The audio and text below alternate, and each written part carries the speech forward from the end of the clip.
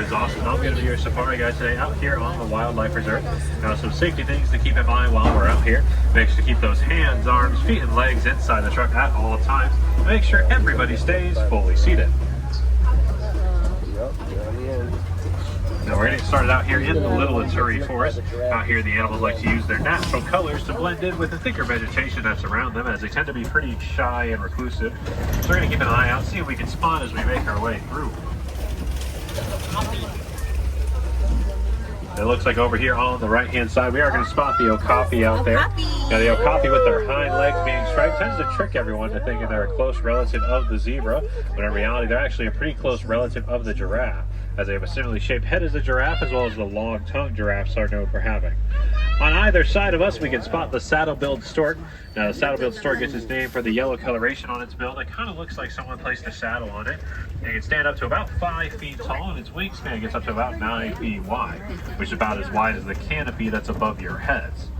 Now the saddle-billed stork does not actually have any vocal cords, so the way they communicate with each other is by rattling their beak. But we'll continue moving forward here, see what else we might be able to find out here. And it looks like out on your left-hand side, you're going to be able to spot that black rhino all the way out there. And the black rhino is the smallest of the rhinos, weighing somewhere between 2,000 to 3,000 pounds once fully grown. Now they are known for their front triangular lip, which is prehensile, meaning finger-like, so they can use that lip to help grab at their food as they're browsing around the forest. Now the black rhino is a solitary animal, so they are going to spend most of their time on their own, though you can occasionally find the female black rhinos in a very small group just with their offspring. Looks like as we continue moving forward here, over on our left-hand side, we're going to spot some bongos up on the hill there. Now the bongos are nicknamed the ghosts of the forest due to their reclusive nature, and their horns are actually angled back slightly, that way they don't get caught in the thicker vegetation that's around them. Now both male and female bongos will grow horns on their heads, so the way you can tell them apart is actually from the colors on their chest, as males will grow more of a darker color, whereas the females grow more of a lighter color. Now we have made it to the edge of the forest. We're making our way into the Safi River section of the reserve. Out here the animals like to stay in or around the water most of the time. So we're going to keep an eye on the water as we make our way along the river, see what we can spot swimming around out here. And it looks like immediately to our right, just on the island there, you can just spot those pink-backed pelicans. Now the pink-backed pelicans, as you can probably guess from their names, they are well known for their pink backs. Their backs will actually get brighter during their mating season. They can be found living in groups of pairs, anywhere between 20 to 500 pairs in a single group, so you could find up to 1,000 of them all together. We'll continue moving along here, see what else we might be able to find. Should be hippopotamus. I'm not seeing anything else at the moment here. Further up, probably. So we'll keep moving along.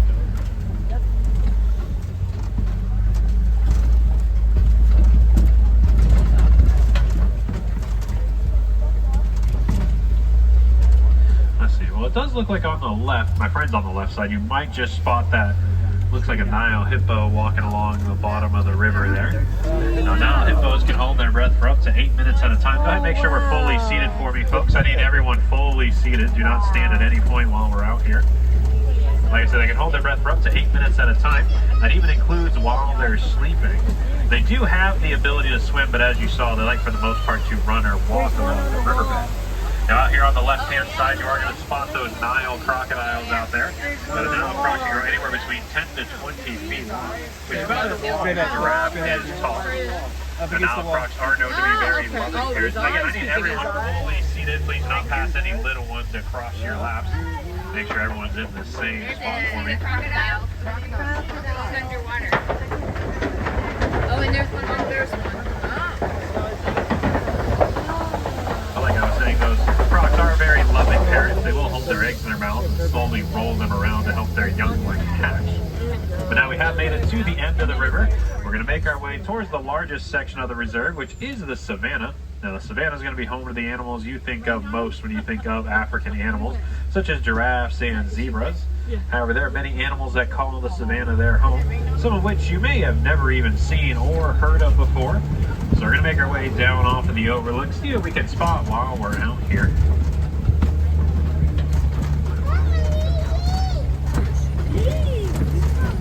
So it looks like little bit of traffic while we're out here. Might be some animals blocking the path a bit further ahead, causing a backup. But it seems like we'll be constantly moving, so hopefully it won't back up our safari too much. So as we continue on forward here, it looks like coming up on our right-hand side, we are going to spot this funny-looking tree. Kind of looks like someone planted it upside down. It is meant to look like this. It is known as the baobab tree. Now, the reason it has that upside-down appearance is because it actually won't grow any leaves for roughly 9 months out of the year in an effort to conserve its own water. That's also why the trunk of the tree is so large, so it can store and hold as much water as possible. That way it can survive any droughts that might happen. Now we'll make our way down onto the savanna itself to see what we can find out here.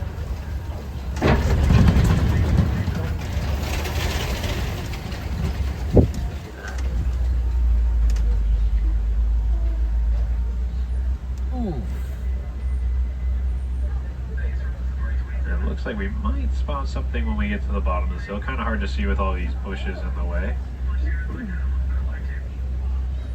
We should be able to continue moving here in just a moment.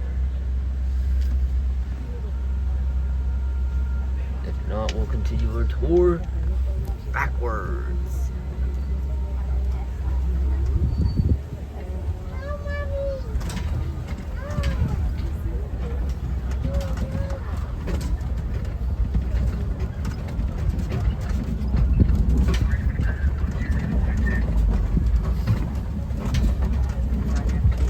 Looks like over here on the right hand side you can just spot the Hartman's mountain zebra over there next to those bushes. Now the Hartman's mountain zebras, their stripes are unique to each of them, just like our fingerprints are unique to each of us. So they're actually able to tell each other apart just from their stripes alone. Now everyone always wants to know if the zebras are black with white stripes or white with black stripes. Well, the answer is actually there on their noses. You might have noticed their noses are black, which gives us the answer that they're actually black with white stripes. Out on your right hand side you might just spot that Maasai giraffe over there in the distance. The Maasai giraffe can stand anywhere between 16 to 20 feet tall. And the reason we know they are the Maasai giraffe is actually from the patches on their coat, as their patches are very rough and jagged, and that's what will help set them apart from the other species of giraffe. Hopefully we'll be able to get a little bit closer to see those spots. In the meantime, we'll continue moving along, see what else we might be able to find over here. It looks like over here on our left-hand side, really difficult to see, but inside the den there are some African painted dogs resting. Now the African painted dog is the most successful hunter on the savannah. They have a success rate of up to 90% on their hunts. And that's because rather than trying to hide and pounce on their prey, they actually run their prey to exhaustion as a pack. Now the patterns on their coat are unique to each of them, so they are able to tell each other apart at further distances while they're hunting. Get a slightly better look at them there on the left-hand side. And it looks like just up ahead here we are going to come across some wildebeest and sable antelopes. So the wildebeest are going to be closer to us. The sable antelopes are the 3 legs down back there. Now for the sable antelopes, you'll notice their horns kind of grow in an arc towards their backside. That's because they actually use those horns to defend themselves from anything trying to jump onto them. Then the wildebeest here are well known for their migrating habits. On average, every year, about 1.5 million wildebeest will migrate anywhere between 500 and 1,000 miles. Now, when the wildebeest are migrating, there are so many of them that the dust cloud that they kick up can actually be viewed from outer space. Wow. And as we continue moving forward here, it looks like we're also going to pass by some large dirt mounds on either side of us. These are termite mounds. Now, termite mounds are made out of a mix between mud, saliva, and dung, which doesn't sound like the strongest combination of materials. However, when the termites put them together, these mounds can be as strong as concrete. You'd even sometimes find larger animals using them as a scratching post. That's how strong these mounds can get.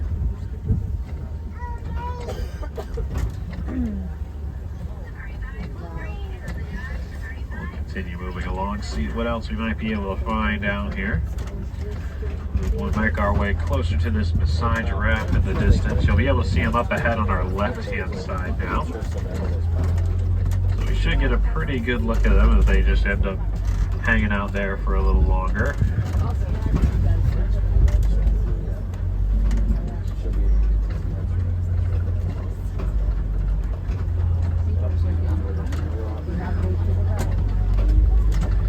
Looks like we'll even come across a few more Hartmann's mountain zebras here. You can see them on your left-hand side right now. They'll be coming around to our right-hand side as we make this turn. Now, a group of those Hartmann's mountain zebras is known as a dazzle. And it looks like also, as we make it over here to our right-hand side, up at the top of the hill, you can spot that Ankole cattle up there with their very large horns. And then to the right of the Ankole cattle, you can even spot that small antelope resting there, known as the springbok. The springbok only grows to be about 2 feet tall, but they are well known for their ability to jump. Get another look at those Maasai giraffe here on our left-hand side. Get a closer look. We'll also get a slightly closer look at the Hartmann's mountain zebras here on our right-hand side. Yes, you see the giraffe over by the tree? Oh yeah, by the tree there's a giraffe. Oh, that's what you're pointing at.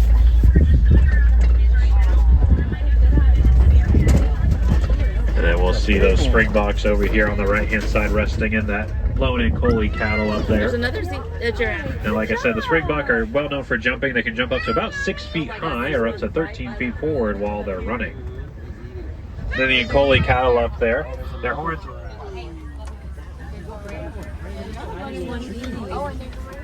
Get down, get down.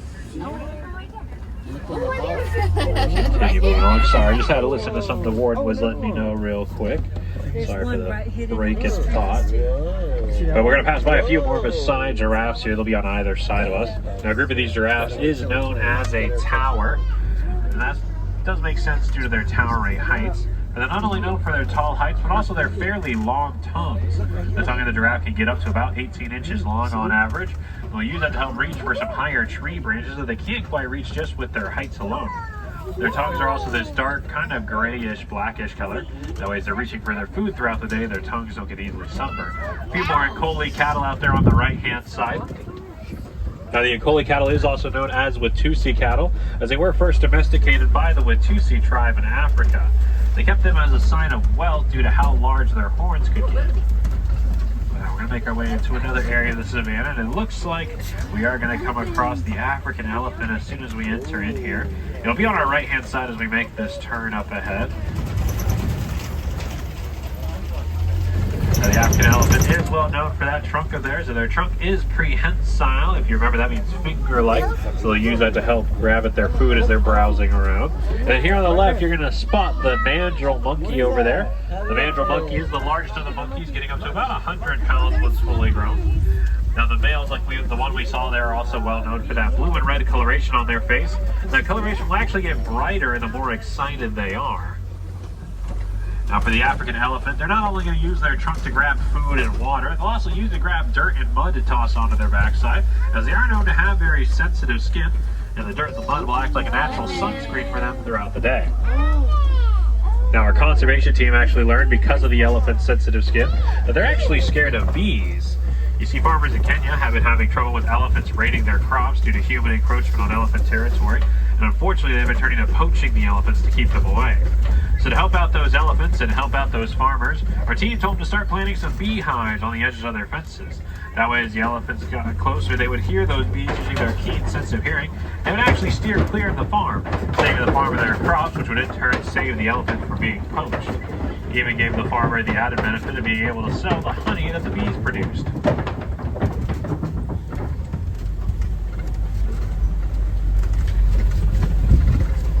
Continue moving forward here. So it looks like we're going to pass through some red clay. Now, this red clay does have a lot of minerals in it, which is nutritious to most animals' diets. And sometimes you can find animals down here eating away at the clay itself. Looks like there's even some elephant tusk marks there on the right-hand side. Possibly from one of those elephants we saw back behind us, but we'll keep an eye out for any more. So it looks like there is a few more over here on the left-hand side.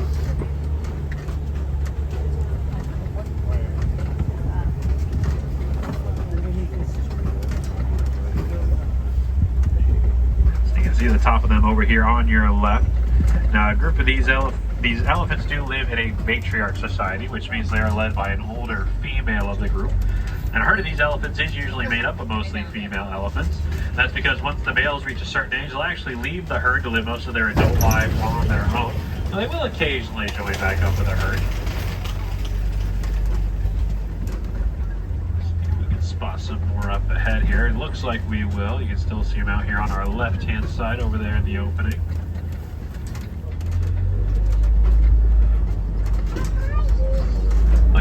continue forward, we're also going to come across another Ankole cattle or two here on the right-hand side with those large horns of theirs.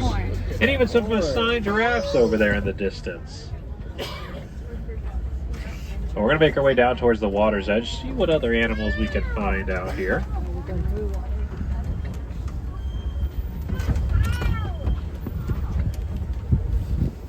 Sorry.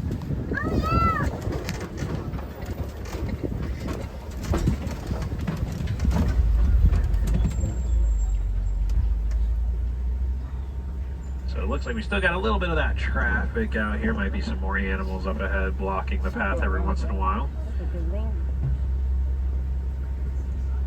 So we'll give a moment here to keep clearing out. But it does look like as we continue along here, we are going to come across some greater flamingos just up ahead. Now these flamingos are well known for that pink color. They do get that color from their diet. Their diet consists of brine shrimp, which is high in beta-carotene. That beta-carotene is what will turn their feathers that pink color. Now the greater flamingo is the largest of the flamingos, as well as the lightest colored of the flamingos. And a group of them is known as a flamboyance.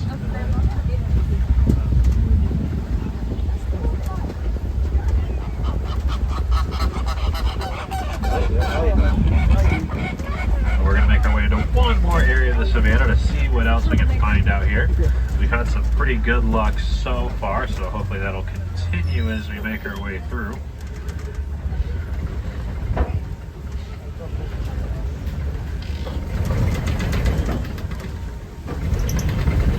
And it looks like it will, as a bit further ahead here I can already spot a white rhino.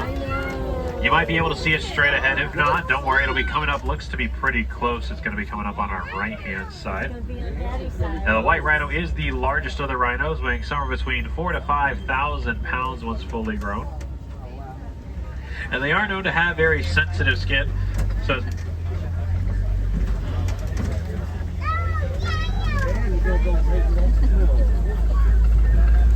sorry, Warren was telling me something. But like I was saying, they are known to have sensitive skin. So as we get closer here, you'll notice some of that mud caked onto their sides. They roll around in mud wallows to help protect their skin from the sun throughout the day. So you can see it real close here on the right-hand side.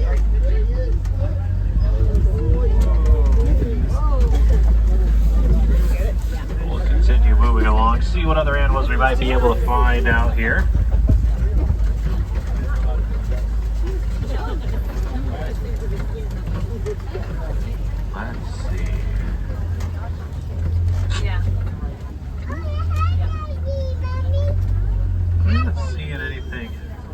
At the moment here. We'll keep moving along.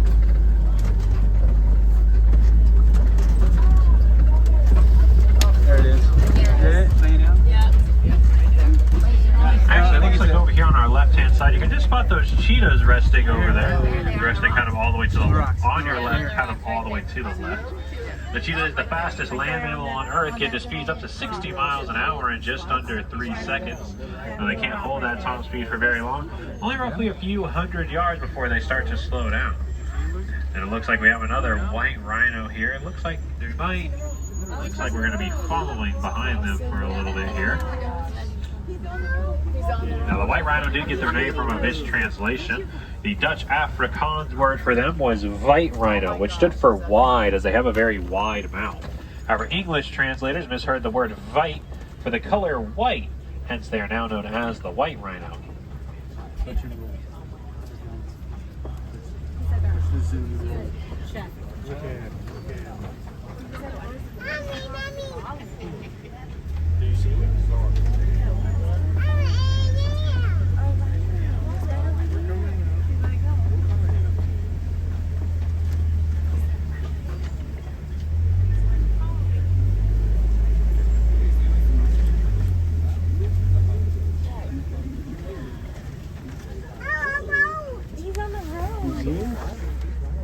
So now we're going to slowly make our way behind our white rhino friend here as we make our way around the Kopi rocks here.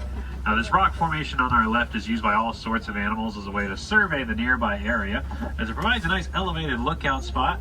So as we slowly follow behind our friend, we'll also keep an eye out up there, see if we spot anything around. Now a group of these white rhinos is known as a crash. And they kind of get that from their poor eyesight. They can only see about 10 to 15 feet in front of them. And after that it gets pretty blurry. So they tend to, well, bump and crash into things. So we don't want to freak our friend out too much since they can't really see us too well. Looks like they might cross over one more time. But I think once they cross the road here, we should be good to go. I think they're going to join their friends over on the right-hand side.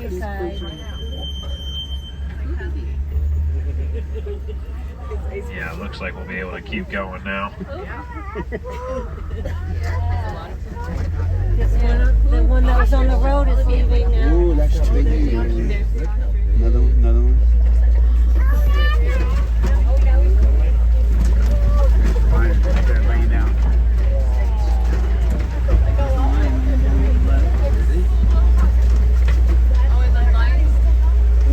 Right underneath the tree. Oh, and there's a Right light. underneath the tree. Underneath the tree. We'll continue moving along here. See what else we might be able to find. We'll kind of turn around here, see if we can get another look at those white rhinos. And I believe I might have also saw another animal in the area, so let's see. Looks like we will, so they'll be coming up here on our right-hand side. We're going to come across, we should come across those white rhinos, I'm assuming. Yeah, they're still over there. We're also going to come across some ostriches out here on our right-hand side. They're going to be over next to the trees here, kind of behind our warden's truck there. Now the ostrich is the fastest two-legged animal, getting to speeds up to 40 miles an hour. Now they are a flightless bird, despite the fact that they do have wings. So rather than using their wings to fly, they'll actually use those wings to steer themselves as they're running. You might even spot some warthogs there on the left. They're up at the top of the hill. But now we have made it to the edge of the savannah. We're going to make our way into the last and final section of the reserve, known as the Magadi Glen. The glen's going to be home to our warden's outpost, and I know our warden has a herd of goats, though I'm not sure if they're going to be out and about. So we're going to swing on past the outpost, see if we're able to spot them before we make our way on back, and it looks like we are going to spot them out here. So they're going to be on our left-hand side as we make our way around the outpost. We're going to come across the Nigerian dwarf goats. Now these goats only grow to be about 2 feet tall, which does make them the second smallest species of goat in the world. So even though they look quite small, that is them fully grown. And they do have a great sense of balance, which makes them excellent climbers. And they are known to be very social animals. However, they are going to spend most of their day just eating and resting. But now, unfortunately, these gates here do mark the end of the reserve. But that's not the end of all the amazing animals you can find out there in the wild. I do encourage you, if you saw some of your favorites out here today, or maybe even your new favorite, once you head home, try to look up some conservation funds that can help protect these animals or the environments that they live in. If you want to do something that feels a bit more personal and impactful on your local ecosystem, you can always plant a garden in your backyard and help out that way. Or even doing something as simple as the 3 R's of reduce, reuse, and recycle. We just want to make sure that we're all doing our part protecting the environment and the incredible animals that inhabit them. That way they can all stick around for generations to come. Now, if I have any wilderness explorers on board with me today, you have been riding on the Simba 1. That Simba is in the Lion King character and the number 1. Now, if you didn't get enough animals out here today, don't you worry. You got plenty of options to check out here at Disney's Animal Kingdom. I'd encourage you to check out one of our 2 self-guided walking trails we have around the park. One is here in Africa, known as the Gorilla Falls Exploration Trail, and another one over in Asia, known as the Maharaja Jungle Trek. Like I said, they are both self-guided, so you can take as long or as short as you would like on those trails, and they do take roughly about 15 to 20 minutes to complete. They're also completely accessible, so you're welcome to bring any strollers, wheelchairs, ECVs, anything like that with you onto those trails. Now, Gorilla Falls is actually going to be just up the path from where I'm dropping you off. So once you head up the hill, you'll find the entrance on your right-hand side. Out on the Gorilla Falls Trail, you're going to find some animals that we didn't get to see out here on the reserve.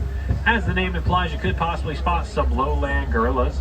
You could also possibly spot some meerkats, naked mole rats, a different species of zebra. There's even an underwater viewing area of the Nile hippos. So I'd encourage you to check that out if you got the time. It's a lovely experience. Now the Maharaja Jungle Trek's over in the Asia section of the park. On that trail, you're going to find more animals that are native to the continent of Asia. Some of the highlights are going to be the Komodo dragon, some fruit bats, the Asian water buffalo, and even some tigers. So again, I do encourage you to check that out. The Maharaja Jungle Trek is going to be tucked back behind the Kali River Rapids.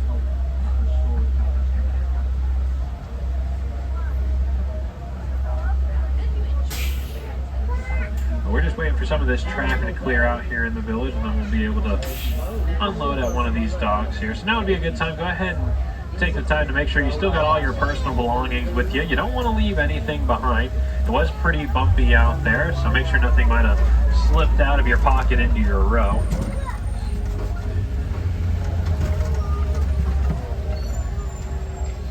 Now, if you head back down to the Harambe village, you're also going to find Rafiki's Planet Watch. There you can take the train up to the conservation station to get more of a behind-the-scenes look at how the animals are cared for here at Disney's Animal Kingdom. Up there, you're also going to find some large windows that look into our veterinary hospital that we have here. You can also find the affection section where you can get more hands-on experience with some barnyard animals, kind of like those goats we saw at the very end. You can even, if you hit up there early enough, you can take part of the Disney animation experience, where you can sit down with a Disney animator, learn to draw some of your favorite Disney animal characters. No drawing experience required. So I would encourage you to check that out as well. Over the Asia section of the park, you can also find the Feathered Friends in Flight show. There you can get some up-close views of all sorts of different birds from around the world with some of our trainers here at Animal Kingdom. One of my favorites to see is at the very end, they showed you a bald eagle named Hope. So I would encourage you to check that out. It's a lovely experience. Alright, looks like we just have one more truck ahead of us that's got to clear on out. Then it'll be our turn to send you off to your next adventure. So if you haven't already, make sure you are double, triple checking that you got all of your personal belongings with you. Trust me, it's a long walk to get back here, so you really don't want to leave anything behind.